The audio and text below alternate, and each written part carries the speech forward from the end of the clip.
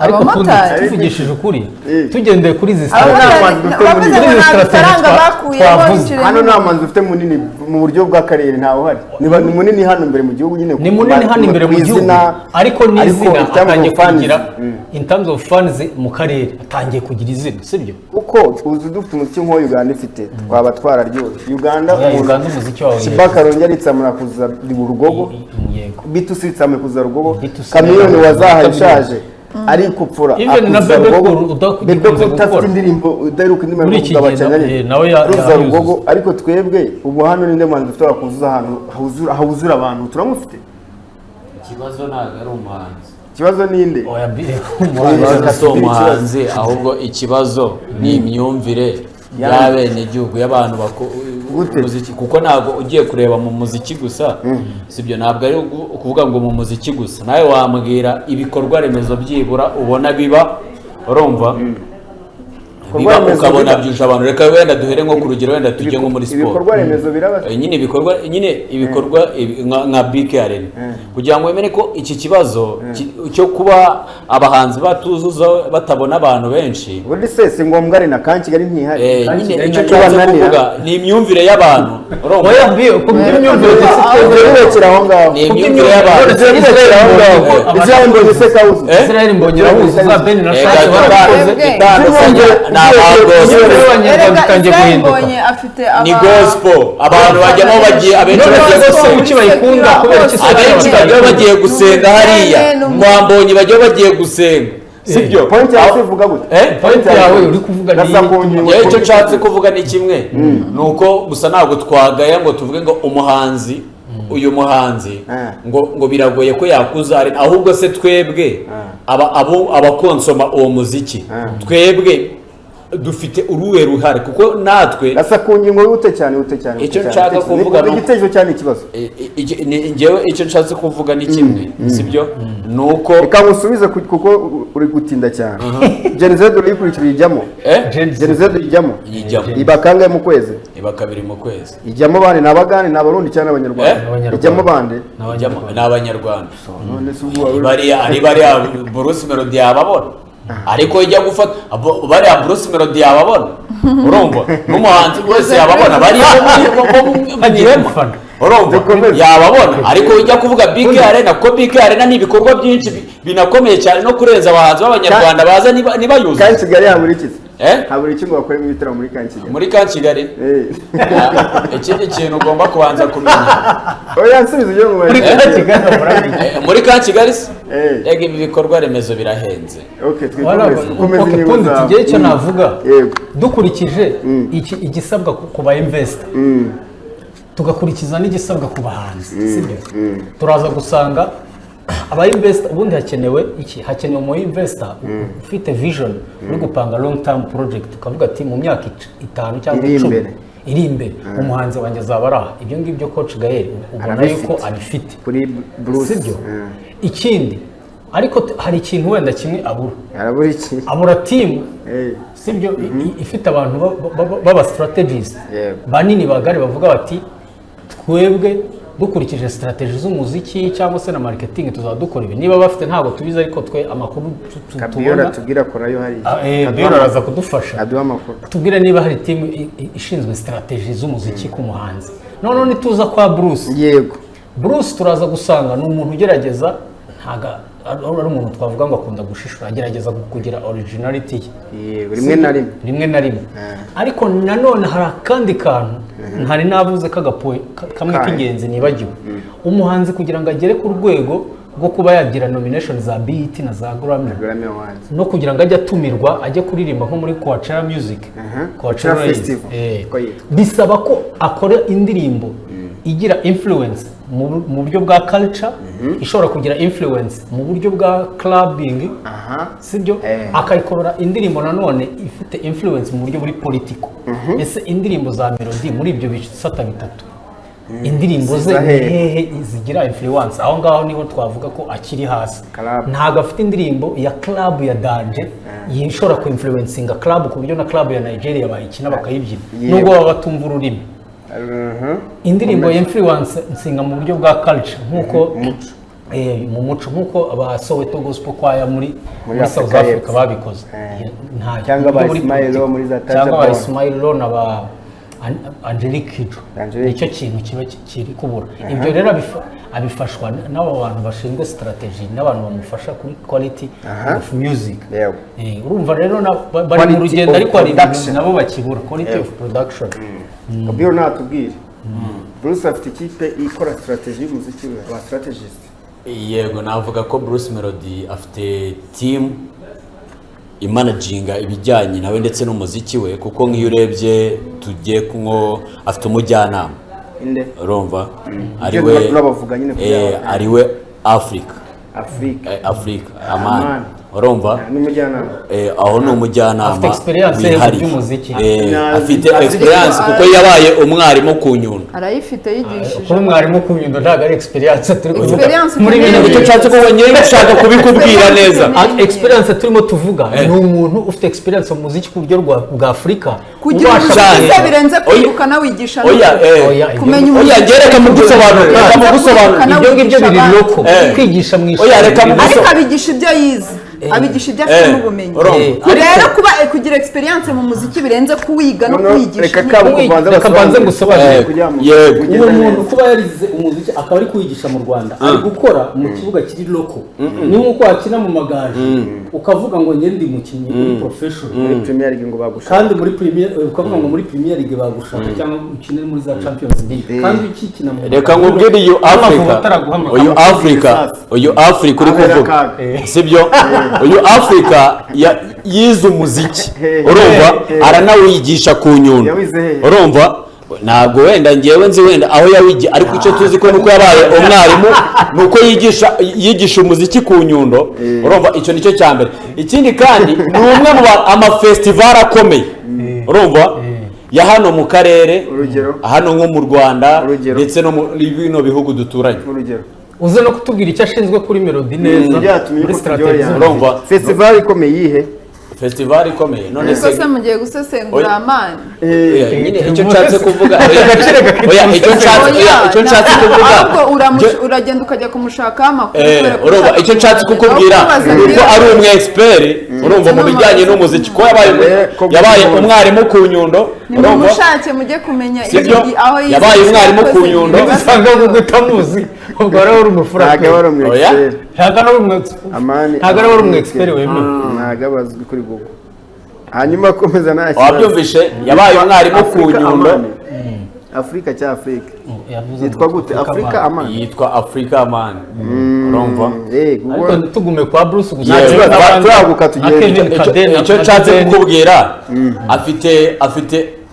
afite uwo mujyanama umuhora hafi umucungira ibikorwa bye byose cyane bijyanye n'umuziki n'ibiki byose sibyo ikindi afite umuntu ugomba kuba afite umuproducer urumva Roda urumva byakunze umuproducer we uhoraho afite umuntu ugomba kuba yamumenyera ibyo agomba kuba yavuga akamutegura ama interview ndetse n'ibindi uwo niwo bita Dylan assistant wa Ken urumva ubwe hejuru yabo ngabo akagira Ken mugarura sibyo nyine manager wa label wabyumvishe noneho akagira aba agent bagomba kuba bamufasha kubona ibitaramo haba i Burayi ndetse no hano muri aho ngaho nibwo uri kwinjira neza mu ngingo aho ngabo urumva akagira aba agent bagomba kuba bamumenyera nimba ari Uganda afite yo mu agent Tanzania nuko nguko afite yo mu agent Tanzania afite yonde ntabwo amazina yabo mbazi Uganda afite yonde Uganda n'abatipe nabo bari muri iyo industry baba host aho ngaho muri Uganda nk'uko wenda tuvuga wenda ntabwo bazwi ntabwo bashobora kuba bazi ntabwo bazi ariko barahari bazi nyine bazi umuziki waho ngaho nyine bamenye basobanukiye industry yo muri icyo gihugu afite umu agent muri Uganda kugenda bitse kujya ajya mu kabara abantu kanafite umu agent muri icyo gihugu mu kabara ako yabuze abaye ntabwo abikurikiye hehe se yababuze ko abantu bari bahari ugiye kuvuga kuri igihe yakoranaga na Jasmine aya kirangiye n'abantu bari barimo kujya kuvuga wenda sinzi wenda ingano y'abantu wowe ushaka kwerekana ariko abantu bo bari bahari dufate urugero hano hajya nk'abantu bangana gutubuka kano gasare turi no si hajya abantu bangana ngo dukore estimation ahangaha hajyamo nk'abantu 30 oya vanye mizi kamera n'intebe abantu nka 40-45 bajyamo none se ubwo usanze imana 10 bavuga ko abantu buzuye usanze abantu rega mubwire kugira ngo buriya iyo ugiye kuvuga abantu biterwa na papasi ya concert sibyo urumva abantu bakeneye nabaye ibyo ngibyo rero hari igihe ushobora kuba wakumva ngo kuzuza wenda nyamara iyo concert arimo papasi yabo ari abantu runaka bo bashaka rero wewe kubera ko ubonye abo bantu bitewe utazi nuko byari bimeze ukumva ko abo bantu ngo babuze n'iki umuntu wese agura concert papasi ntago agira ngo ntago avuga ngo mfite papasi y'abantu bakeya umuntu wese bashyiraho papasi yuko yuzuza aho hantu ntago ari uko nguko ngaho dusobanura ntabwo ari uko nguko njyewe nshobora kuba wenda nafata wenda nka Kigali ariko njyewe nkaba mvuga ngo ameza kumva ko Kigali yajyamo kimwe cya kabiri itonde njyewe nkavuga ngo njyewe papasi yanjye bitewe na concert nshaka gukora cyangwa se bitewe n'igitekerezo mfite abantu 50 nibagera ndahita mfunga sibyo biterwa n'umupromota wateguye icyo gikorwa we target y'abantu ashaka nkayo ngaho bayita private events ama event na ama event babahaye abantu invitation batari bunishyure bagahura ahantu usibye kuvuga ariko ikintu cyajemo kwishyura amafaranga n'amakeneye kuyaga uriya muntu abakeneye ku maximize abaciye menshi abakeneye ku maximize icyo gihe none ahangaha ngiye nateguye ameza 50 sibyo avuga ngo aya meza niyo nateguye harya ngo afite umuntu umwitaho none si ipantaro yamucikiyeho guta umuntu ahari ariko ibyo ngibyo by'ipantaro kuba yamucikiraho ese mubizi uteka atari yabishatse ko iyo ni style iyo ni style sibyo iyo ni style yakora iki iyo ufite manager bashyiramo indirimbo biyoro kuko ari umudiji akaba yakora indirimbo batabibonye noneho bakajya kukavaringa manager hari nicyo bashinzwe uzi nka defu ku rubyiniro urabona kano gatambaro ufite kano gatambaro ufite ndetse naza kifasha umufonsa bagafite aha David yaza n'icyunzo bagahita bashyiramo right off David akihanagura mugakomeza wajye mu cyaro icyo nshatse kubanza kukubaza ubu ni umuhanzi umwe w'icyamamare uri global wagiye uri ari ibibazo kuri stage baziga muzi ngo kugira bageraho ngaho bari muri kuvuga byaragiye turareba n'abantu bafite abantu nk'abafite n'ingi mu turiho ntabwo turi ku bindi gusa ikintu gihari ni kimwe ahubwo mwe mushaka kumva ko afite abaye oya sibyo dushaka kuba bafiteho arabafite ahubwo mushaka kino kiganiro twirinde ubufana tugendere ku ngingo nta mufana burimo mu Rwanda ni ukuvuga ngo nuvuga ikintu ugaragaza imibare n'ibyo bimenyetso icyo nshatse kukubwira abantu bamuri iruhande sibyo abantu bamuri iruhande ubwe afite umuntu ushinzwe umutekano sibyo ari we mubi ubu aho ngaho nawe agira aramufite ariko ingingo ikintu nuzana n'abantu bashinzwe umutekano iyo ushaka nagira umuntu unsetsa ushaka nagira umuntu unsetsa ikintu ushaka kuvuga kimwe n'ikindi ibyo ni ubushake yego ushake byabaye amafaranga se wagiye hano se ukabwira umuntu agasiga nyine ni amafaranga nicyo ndi kuvuga ni amafaranga ngo mbishatse yego nyine hanyuma ni amafaranga wari uri kungira uvuga ngo umuhanzi akagira abantu b'abastrategiste dusanze ari nta muntu ufite abastrategiste dukomeze oya barahari kuba bariho barahari iyo washyizemo kuba bariho barahari na strategy zikenewe mu strategiste sana nitujya muri strategy zikenewe turaza gusanga biyoro ku byo wavuze ni rimwe kuri 5 strategy ukeneye abo bantu bafite wenda n'izi ntabwo ari zo nkeneye ndi kuvuga standard ziba zikenewe ku rwego mwe murimo murajya muzanamo ubufana turi kureba ku rwego mpuzamahanga ibintu bikenewe kugira ngo umuhanzi abe yagira performance za Coachella music ajye London perform indirimbo igakoreshwa mu tubyiniro ku isi hose sibyo hari standard ziba zikenewe ikintu cya mbere akeneye long term project investor wora hari Coach Gael cyane ariko yarangiza akagira n'abantu bashinzwe strategy y'umuziki bayumva ku rwego ruri international ruri global abo nibo bavuze sibyo wagera no ku umuhanzi nawe arasabwa kugira originality ye mu muziki we akagira high quality kandi akaba yakora production cyangwa agakora indirimbo ishobora kuba influence muri culture muri political cyangwa se muri urbanization harimo club harimo mu tubyiniro harimo mu ma event na hose yego so no tugere no ku ndirimbo nowe muhanzi w'umunyarwanda wakoze indirimbo yagira influence kuri culture kurana mpuzamahanga cyangwa mu karere mu Rwanda mu banyarwanda ufite indirimbo ifite yaririmbye igendanye na culture ashobora gushakinga isi cyangwa ishobora kuzunguza isi nyine mu bintu bigendanye na culture ikagira influence cyangwa se umuhanzi waririmbye indirimbo iri political ikagira influence cyangwa se muri urbanization turebe ni uwuhe muhanzi hanyuma ubwo wenda kugira ngo abanyarwanda baba badukurikiye bagire ibyo bigamo cyangwa abantu bafite impano ubundi iyo ugiye gukorana n'umuntu wanzukara background ye mu byo ugiye kumushinga ntabwo wavuga ngo ugiye kumuha akazi ko kugira ntabyo azi ugiye guha akazi umuntu ko kumanaginga agomba kuba afite managerial skills dufashe nk'urugero nka Jada Palo kumanaginga Wizkid ni muhanzi wo muri Afrika wuje O2 inshuro ebyiri bwa mbere mu mateka ya O2 ubwo ninzi kuberamo ibirori muri mu Bwongereza ya 2020 yaje muri 2018 mu kwezi kwa gatanu yongera mu kwezi kwa 19 ajyanye ba Barnaby na ba David na ba Twasavye abamurikirisi na ba Fabo Demel uyu Jada Palo yamanaginze abahanzi bo muri Amerika barimo ba Chris Brown ni umutalent manager yakoranye n'abahanzi bakomeye cyane yize ibijyanye na management muri kaminuza afite ubwo buhanga ubwo ntekiza ko mu Rwanda wenda abahanzi waruvuze ko Bruce Melody afite umushoramari witwa Coach Gael ubwo akeneye umuntu w'umumanager ufite biography iri worldwide understanding global music nicyo gikeneye kuko ufite amafaranga barahari ariko ntabwo tubonye umuntu wumva umuziki ku bantu mpuzamahanga ubwo nicyo kibura mu yandi magambo uzajya umufasha kumushakira ama stage uzajya ugeze imiziki hariya wumvi ushobora no gukora strategy bashobora kugenderaho mu gihe cy'imyaka nk'icumi mu gihe cy'imyaka 10 uzarecordinga gutya uzakora stage gutya iyo strategy iri planned kuko bari abahanzi nk'aba Burna Boy na ba Davido na ba Wizkid babayeho nk'abapoliticiye bura abapoliticiye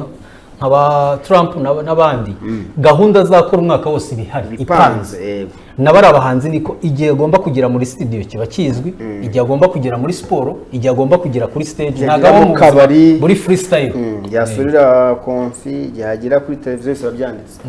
ntabwo umuntu mugora burahajya ngo konfi ngurari se nze gufatira akayezo ninde niho honyine mbasiga ninde ubundi yo nsohotse abahara banshinze yego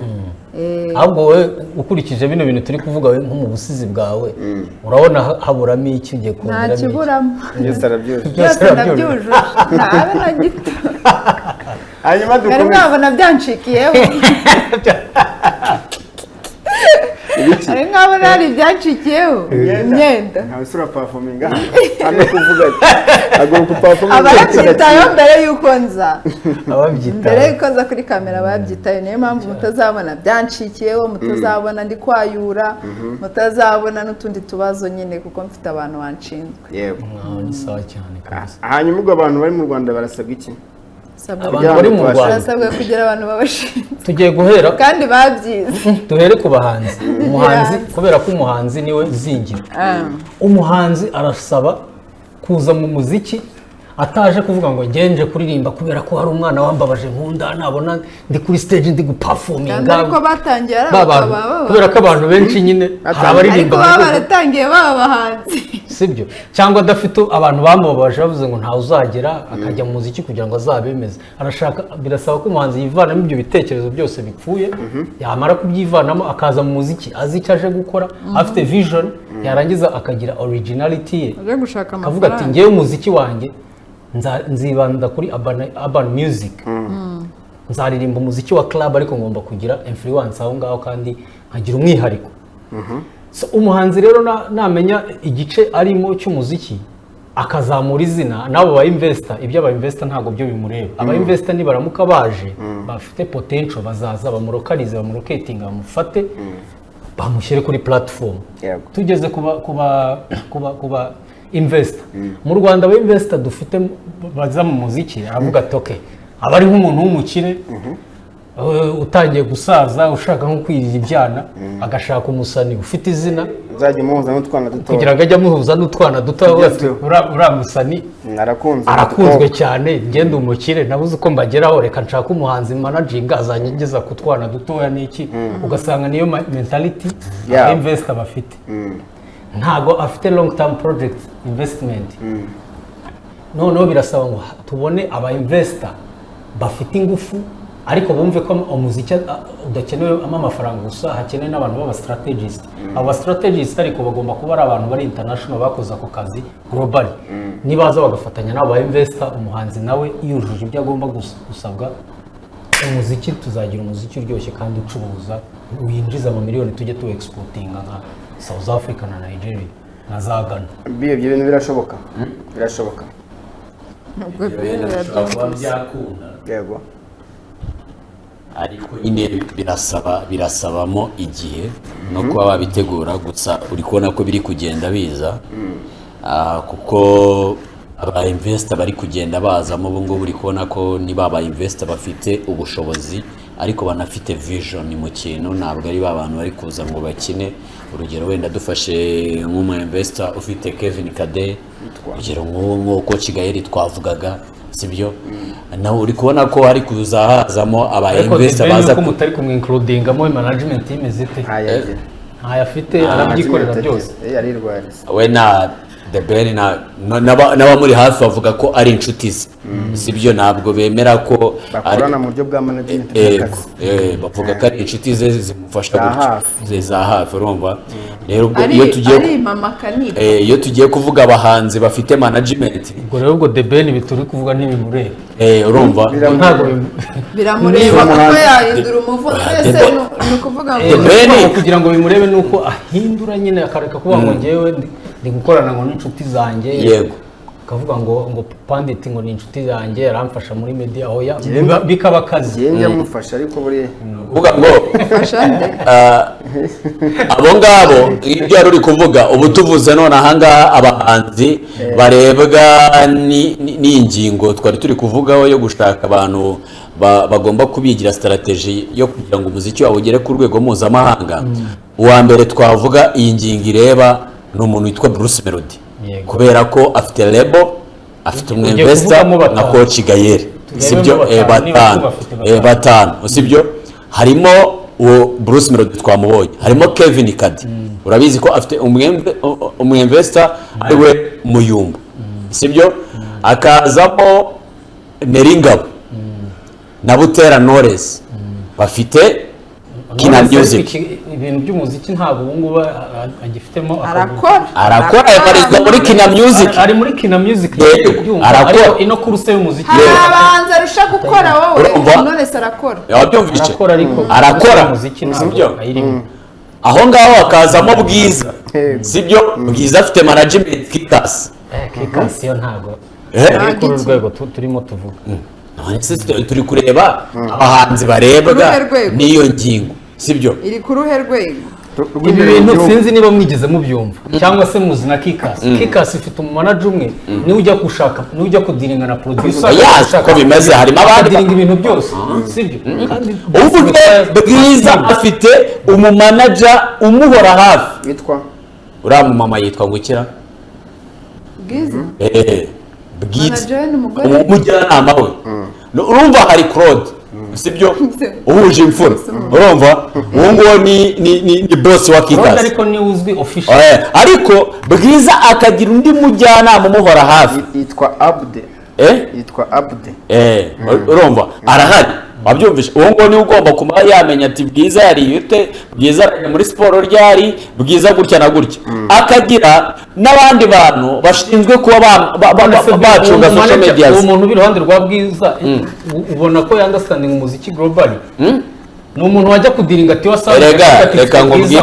Reka nkubwire abo bantu uri kuvuga ari Tiwa Savage babanje bamwubaka ku buryo ki afata urwego rw'igihugu cye Nigeria. Urumva amaze gufata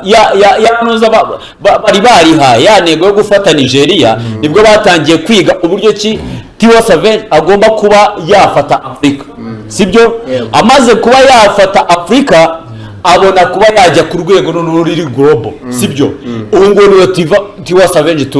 twabonye gutyo. Rero n'abandi bafite intego zo kubanza gufata igihugu, ubu batangiye kwinjira mu karere, sibyo? Mu Rwanda so barahafasha. No mu Rwanda. Mu Rwanda barahafasha. Bwiza ntari kuri move nziza. Bwiza ari show wamuburamo. Muhanzi buriya hari ikintu ndi kugarukiraho kuri Pundit nemeranya nawe. Mu bijyanye aho nemeranya na Pundit nuko kugira ngo tuvuge ko umuhanzi yafashe igihugu, nuko umuhanzi ashobora kujya gukora show wenyine, wenyine himself, akuzuza nka BK Arena, akaza wenyine abantu bakaza bamushagaye nka kuri kwambonye tubibona nkuko kwa Ben na Chance niyo yajya kan Kigali ijyamo abantu 3,000 cyangwa 4,